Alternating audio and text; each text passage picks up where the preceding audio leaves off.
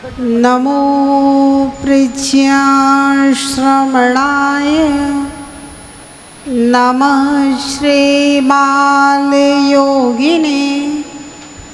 नमो आचार्यदेवाय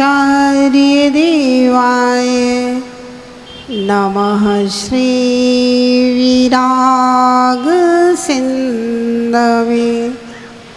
नमः श्रीविशुद्धसिन्धवे नमः श्रीप्रज्ञासिन्धवे। जय बोले अनंतानंद पंच परमेष्ठी भगवान ने की जय हो। देवादिदेव एक चरण से चिंतामणि पार्श्वनाथ भगवान ने की जय हो। अंतिम तीर्थेश वर्तमान शासन नायक भगवान महावीर स्वामी की जय हो। परम पूज्य कर्णाचार्य गुरुदेव जी 108 विराग सागर जी महाराज जी की जय हो। परम पूज्य पट्टाचार्य गुरुदेव जी 108 विशुद्ध सागर जी महाराज जी की जय हो। परम पूज्य आचार्य गुरुदेव जी 108 प्रज्ञा सागर जी महाराज जी की जय हो। विश्व मैत्री महापर्व की जय हो। बोले परम पूज्य गणेशमणि आर्य का रत्न 105 विभाश्री माता जी की, आचार्य संघ की जय, आर्यिका संघ की जय। वंदम। भव्य आत्माओं,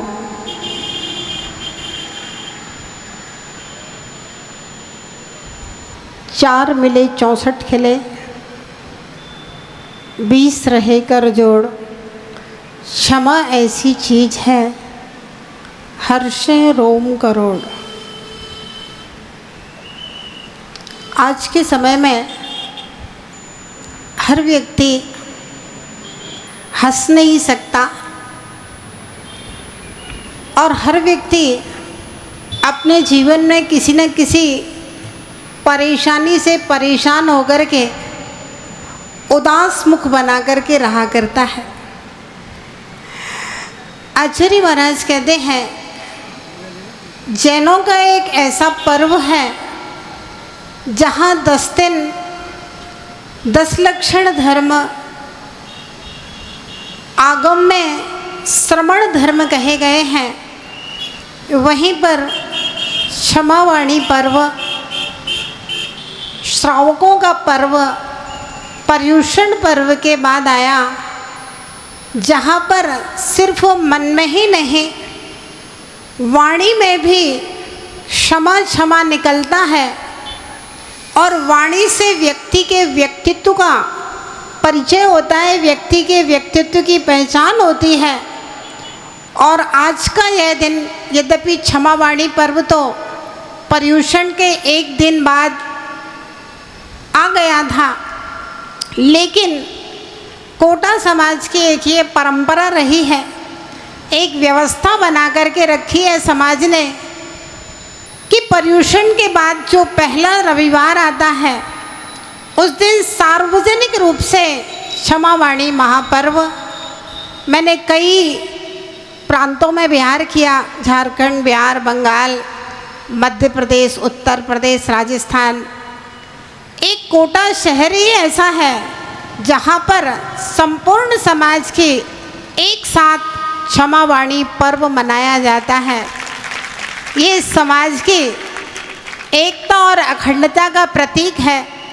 अभी हम देख रहे थे 16 कारण वाले व्रतियों का सम्मान, 10 लक्षण वाले व्रतियों का सम्मान, इसके अलावा मंदिर सजावट किसने कितनी सुंदर की है, मंडल किसने सुंदर सजाए हैं, झांकियाँ कितने सुंदर सजाई हैं, और उसके साथ साथ समाज के प्रतिभाशाली छात्रों का सम्मान। ये सब सम्मान व्रतों, उपवासों और प्रतिभाओं को आगे बढ़ाने के लिए एक प्रोत्साहन है जो सकल समाज के द्वारा दिया जाता है और किया जाता है। यह अपने आप में एक अच्छी परंपरा है। और कहते हैं 100 फूल कम है दुल्हन को सजाने के लिए, एक फूल काफ़ी है अर्थी पर चढ़ाने के लिए। 100 खुशियाँ कम हैं जिंदगी को हंसाने के लिए, और एक व्यक्ति से दुश्मनी पर्याप्त है जन्म जन्म तक रुलाने के लिए। कमट की बहुत सारे लोगों से दुश्मनी नहीं थी, मात्र एक पार्श्वनाथ भगवान के जीव मरुभूति के जीव से दुश्मनी थी और हर जन्म में नरक जाता था। और पार्श्वनाथ भगवान क्षमा के प्रतीक उन्होंने क्षमा मांग ली थी, तो वे हर जन्म के बाद भले ही उपसर्गों को सहन करते थे, लेकिन हर जन्म के बाद पार्श्वनाथ भगवान स्वर्ग गए और अंत में निर्वाण को प्राप्त हो गए। यह भगवान महावीर का क्षमावाणी पर्व, क्षमा मांगना भी कठिन है और क्षमा करना भी कठिन है, क्योंकि जब तक अंतरंग में कसाई की गांठ बनी रहती है, किसी ने मेरा बुरा किया है, जब तक मेरे अंदर उस बात का म्लान बना रहेगा तब तक हम क्षमा नहीं मांग सकते। और जब तक मेरे अंदर किसी दूसरे के प्रति प्रेम उत्पन्न नहीं होगा तब तक हम क्षमा कर नहीं सकते। क्षमा मांगना भी कठिन है और क्षमा करना भी कठिन है। ऐसी स्थिति में यह क्षमावाणी महापर्व विश्व मैत्री दिवस के रूप में कि मेरी संसार में किसी के प्रति भी बैरभाव नहीं है, सबके प्रति मेरा मैत्री भाव है। मैत्री भाव जगाने वाला यह महापर्व, पता नहीं मुझे कोई क्षमा करेगा या नहीं करेगा, लेकिन मैं सबको क्षमा करता हूँ और मैं सबसे क्षमा मांगता हूँ। इस भावना का जो पर्व है, ये पर्व अपने हृदय के बोझ को उतार देने वाला, अपने हृदय की कलुषता को निकाल करके बाहर कर देने वाला और अपनी क्षति को, आत्म क्षति को रोक करके अपने आत्मा के उत्थान करने वाला यह महापर्व है।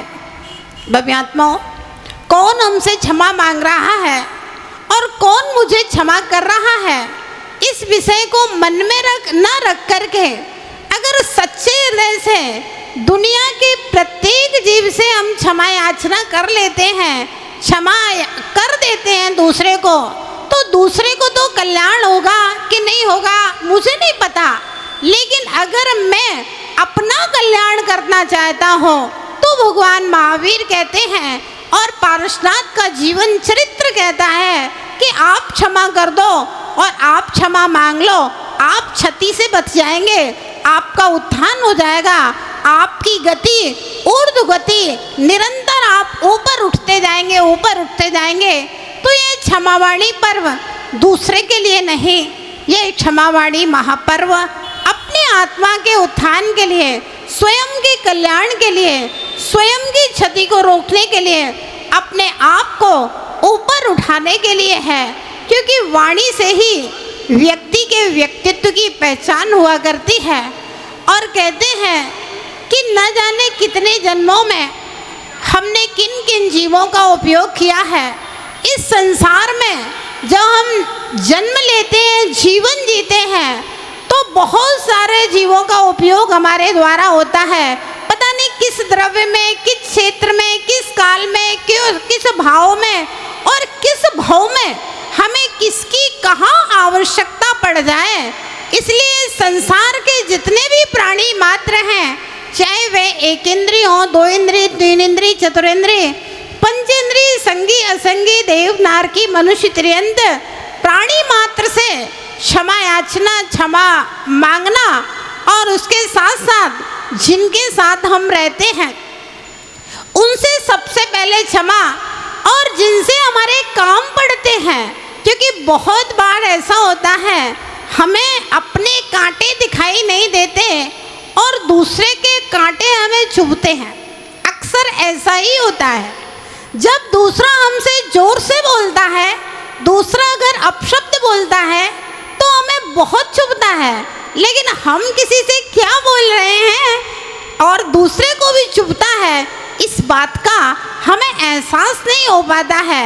इसलिए जाने में और अनजाने में बहुत सारी भूलें हो जाया करती हैं, जिनका एहसास हमें होता ही नहीं है और दूसरे को वह बात, वह शब्द चुभे रहते हैं।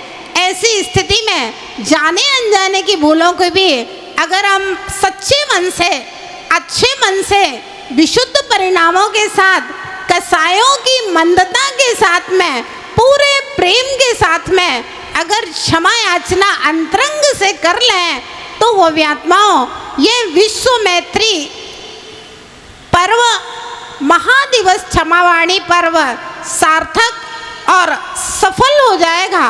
भगवान महावीर जा रहे थे जंगल की ओर, लोगों ने कहा इधर मत जाओ, चंड कौशिक सर्प वहाँ रहता है, और भगवान महावीर उसी रास्ते से गए। चंड कौशिक सर्प ने पैर में दंश किया, लेकिन भगवान महावीर के पैर से दुग्ध की धारा बह निकली, और महावीर की करुणा कि उन्होंने उसको भी क्षमा करके मौन उपदेश दिया होगा, क्योंकि हमारे यहाँ भगवान बोलते नहीं हैं, लेकिन भगवान की सन्निधि मात्र से जीवों का कल्याण हो जाया करता है। तो वह चंड कौशिक ने क्षमा को धारण कर लिया, लेकिन परिणाम ये निकला कि बच्चे उसे उठा उठा करके पटकने लगे और उसके ऊपर पत्थर मारने लगे, लहू लुहान उसकी दशा हो गई। जब दोबारा महावीर उसी रास्ते से आए, उसकी दशा देखे तो शायद संकेतों में पूछा होगा और सर्प ने अपनी बात को कही होगी, तो भगवान महावीर ने संकेतों में ही कहा होगा कि भैया मैंने काटने के लिए मना किया था, फुसकारने के लिए नहीं। ध्यान रहे, जिनागम में दिगंबर संतों निर्ग्रंथों की व्यवस्था अलग है और सामान्य श्रावक और सामान्य व्यक्ति की व्यवस्था अलग है। दिगंबर संत तो उपसर्ग करें, परिचय आए सबको सहन कर लेते हैं, लेकिन श्रावक के लिए आरंभी हिंसा और व्यापारी हिंसा के साथ साथ में विरोधी हिंसा की भी अनुमति दी गई है। तो इस प्रकार से भव्यात्माओं, श्रावक के लिए अगर विरोधी हिंसा में किसी को बुरा कह दिया गया हो, किसी के साथ लड़ाई झगड़ा कर लिया गया हो, उसके लिए भी कहा कि क्षमावाणी महापर्व में उससे भी क्षमा याचना करके अपने आप को हल्का कर लेना चाहिए, क्योंकि मजबूरी में जो क्रोध किया जाता है, सिर्फ फुसकारने के नाम पर जो क्रोध किया जा रहा है, उसको भी अज्ञानी व्यक्ति कभी कभी गांठ बांध करके रख लेते हैं। जैसे सम्राट अरविंद ने कमट को दंड दिया था उसकी गलतियों का, लेकिन कमट ने गांठ बांध ली मरुभूति से, लेकिन फिर भी मरुभूति ने क्षमा याचना करके अपने आप को हल्का कर लिया था। लेकिन कमट अपनी गांठों को ले करके बार बार नरक में जाता रहा, फिर आकर के फिर मरुभूति से बदला लेता रहा। परिणाम निकला, भव्यात्माओं पारसनाथ स्वामी को केवल ज्ञान हो जाता है क्षमा के प्रभाव से, लेकिन वह कमट पारसनाथ के चरणों में जब झुक जाता है, क्षमा याचना कर लेता है, तो उसके भी कल्याण का मार्ग खुल जाता है। तो ध्यान रहे, जब तक हमारे जीवन में क्षमा नहीं आएगी, तब तक मेरे जीवन में कल्याण का मार्ग प्रशस्त नहीं होगा, मेरी आत्मा का कल्याण होने वाला नहीं है। क्षमा के द्वारा ही कल्याण होगा। भव्यात्माओं, कोटा शहर में मेरा चौथी बार मंगल प्रवास है। पहला चातुर्मास हुआ था, तब पूरे कोटा शहर में मेरा अकेले का चातुर्मास सन 2013 में दादाबाड़ी में हुआ था। जब 2014 का वर्षा योग रिद्धि सिद्धि नगर में हुआ, उस समय मुनि पुंगव सुधा सागर जी महाराज का चातुर्मास दादाबाड़ी में था। महावीर नगर फर्स्ट में एक महामंत्र सागर जी थे, उनका चातुर्मास था। एक और महाराज थे विश्वनाथ सागर जी का, उनका चातुर्मास शास्त्री नगर कॉलोनी में था। उस समय 4 चातुर्मास हुए थे। सन 2019 में फिर से लगभग 4 महीने का मेरा प्रवास रहा, जिस समय विशुद्धमती माता जी और विज्ञमती माता जी तलवंडी में विराजमान थी। माता जी का स्वर्ण जयंती महोत्सव था उस समय, और ये चौथी बार मंगल प्रवास है। उस समय परम पूज्य आचार्य गुरुदेव प्रज्ञा सागर जी महाराज का प्रज्ञा लोक में वर्षा योग संपन्न हो रहा है, और वर्षा योग के 2 माह बीते। सबसे पहले परम पूज्य गुरुदेव गणाचार्य विराग सागर जी महाराज, जिन्होंने मुझे शिक्षा दीक्षा दे करके इस योग्य बनाया। आज वो हमारे बीच में नहीं है, लेकिन फिर भी पूज्य गुरुदेव के अनन्य उपकार मेरे साथ हैं, मेरे ऊपर हैं। उन पूज्य गुरुदेव के चरणों में मेरे अनंतों सिद्ध श्रुत और आचार्य भक्ति पूर्वक नमोस्तु। हे भगवान, अगर किसी भी प्रकार से मेरे विनय में मेरे द्वारा किसी प्रकार का कोई अपराध हुआ हो तो पूज्य गुरुदेव जहाँ भी हैं वहाँ पर हम यहाँ से क्षमा याचना करते हैं। और उसके बाद संपूर्ण संघ जो कि आज के समय श्रमणाचार्य पट्टाचार्य विशुद्ध सागर जी महाराज के सानिध्य में और उनके निर्देशन में चल रहा है, अपनी संपूर्ण आचार्य परंपरा के समस्त साधकों के साथ हम लोग रहे हैं पहले। और कई प्रकार के बातचीत किसी से हो सकती है, किसी के मन को ठेस लगी हो तो उन सब से भी संपूर्ण संघ से क्षमा याचना करते हैं। और आचार्य भगवान प्रज्ञा सागर जी महाराज जो कि यहाँ पर विराजमान है, यद्यपि आचार्य महाराज भी किसी के विषय में बात नहीं करते हैं, मेरा भी अपना स्वभाव नहीं है किसी के विषय में बात करने का, लेकिन फिर भी कभी कोई किसी भी प्रकार की कोई बात आपके पास तक पहुंची हो या कोई बात हो तो हे आचार्य महाराज, आपके मेरे द्वारा या हमारे संघ के द्वारा या हमारे निमित्त से किसी भी प्रकार से तो आचार्य भगवान प्रज्ञा सागर जी महाराज के चरणों में सिद्ध श्रुत और आचार्य भक्ति पूर्वक नमोस्तु निवेदित करके हे भगवान, हम आपसे मन वचन और काया से क्षमा याचना करते हैं और जो गलती हुई हैं उनके लिए पुनः सुधार करने का प्रयास करेंगे। हे भगवान, आप हमें क्षमा करने की कृपा करें। और उसके साथ साथ हमारी संगस्थ आरिका माता जियाँ जब साथ रहते हैं और कुछ न कुछ बातें होती ही हैं, अनुशासन में किसी को रखना, किसी से कोई बात कहना ही होती है, ये तो गुरु की मजबूरी होती है। जिनको दीक्षा दी है तो उनको आगम के अनुसार चलाना, ये आचार्य भगवंत की आज्ञा ऐसी ही है। तो उसमें किसी के मन को किसी प्रकार की कोई ठेस पहुंची हो तो उन सब के लिए क्षमा याचना। और उसके साथ साथ में कोटा जैन समाज में सब जगह लोगों का आना जाना विज्ञान नगर में रहता है और कई बार ऐसा होता है किसी से बोल पाते हैं, किसी से नहीं बोल पाते हैं, या अपने किसी के काम में व्यस्त हैं और लोगों को लगता है माता जी ने देखा नहीं और आशीर्वाद नहीं दिया।